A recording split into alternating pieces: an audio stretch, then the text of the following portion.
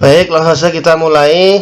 Untuk kepribadian Nabi Muhammad SAW, nanti yang kita bahas ada 3 poin. Yang pertama tentang Nabi Muhammad SAW sebagai rahmat bagi seluruh alam atau sebagai rahmatan lil alamin.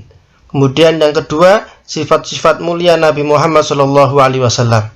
Kemudian nanti yang ketiga adalah tentang ciri-ciri kepribadian Nabi Muhammad SAW. Untuk materi kali ini yang kita bahas terlebih dahulu adalah tentang Nabi Muhammad SAW sebagai rahmat bagi seluruh alam. Baik, yang pertama Nabi Muhammad SAW sebagai rahmatan lil alamin.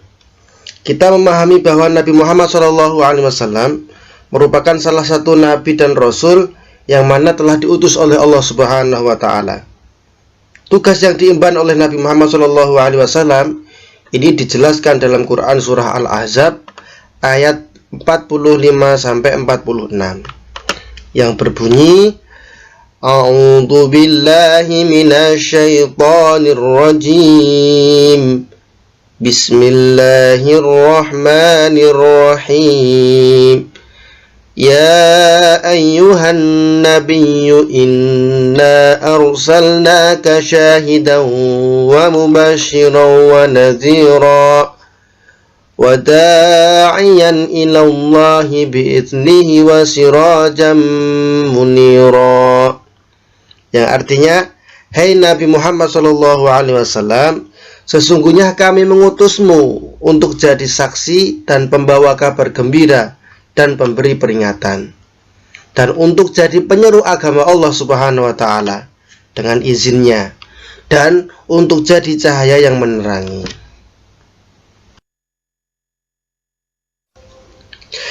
Dari ayat di atas dapat kita pahami bahwa tugas Nabi Muhammad SAW atau tugas yang diemban Nabi Muhammad SAW ini ada 5.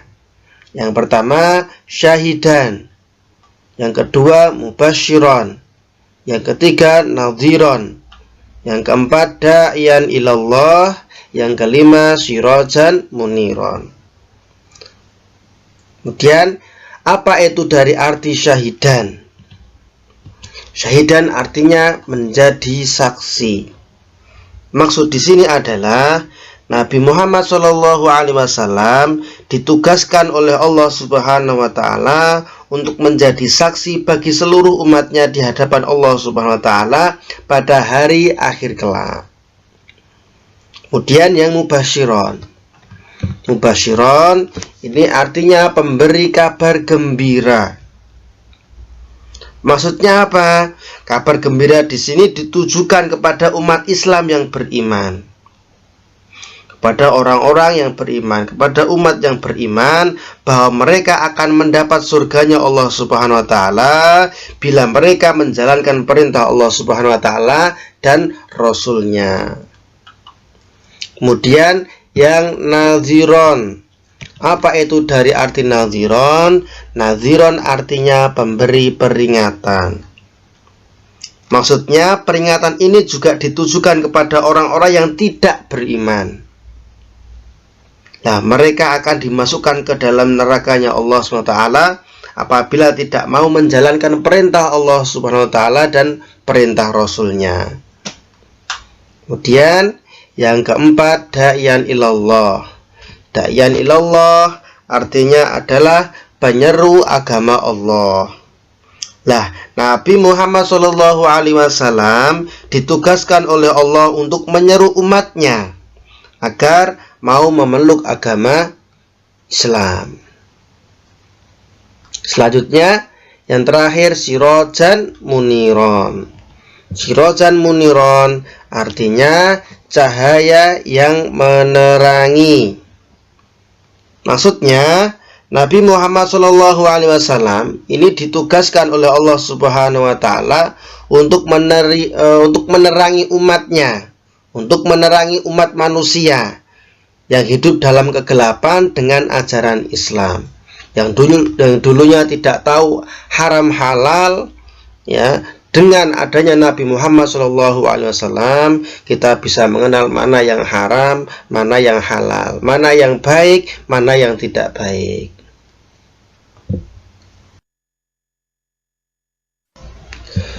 Nabi Muhammad SAW merupakan Nabi yang terakhir. Setelah Nabi Muhammad SAW, Allah Subhanahu Wa Taala tidak mengutus Nabi lagi. Dengan demikian, ajaran yang dibawa oleh Nabi Muhammad SAW ini berlaku hingga akhir zaman, serta untuk semua umat manusia. Oleh karena itu, Nabi Muhammad SAW sebagai rahmat bagi seluruh alam, sebagaimana dijelaskan Allah Subhanahu Wa Taala dalam firman-Nya surah Al-Anbiya ayat 107 yang berbunyi, wa ma arsalnaka illa rahmatan lil alamin. Dan tiadalah kami mengutusmu Nabi Muhammad melainkan untuk menjadi rahmat bagi semesta alam. Tugas yang diemban oleh Nabi Muhammad SAW merupakan tugas yang berat. Nabi Muhammad SAW mengerjakan tugas tersebut dengan kesabaran, keteguhan, kesungguhan, dan ketabahan yang luar biasa, sehingga Allah Subhanahu Wa Taala memberikan ridho serta kemenangan kepada Nabi Muhammad SAW. Hingga dakwah beliau ini betul-betul tidak hanya di Jazirah Arab, tetapi sampai seluruh dunia hingga saat ini. Baik, untuk materi yang kita bahas saat ini mungkin cukup sekian. Apabila dalam penyampaiannya kurang jelas, Pak Fadli mohon maaf. Semoga untuk pembelajaran kali ini bermanfaat untuk anak-anak. Terima kasih atas perhatiannya. Dan untuk selanjutnya mengenai sifat-sifat mulia Nabi Muhammad dan ciri-ciri kepribadian Nabi Muhammad bisa kita lanjutkan pertemuan berikutnya. Terima kasih. Wassalamualaikum warahmatullahi wabarakatuh. Tetap anak-anakku semuanya jaga kesehatan. Jangan lupa sering rajin untuk cuci tangan.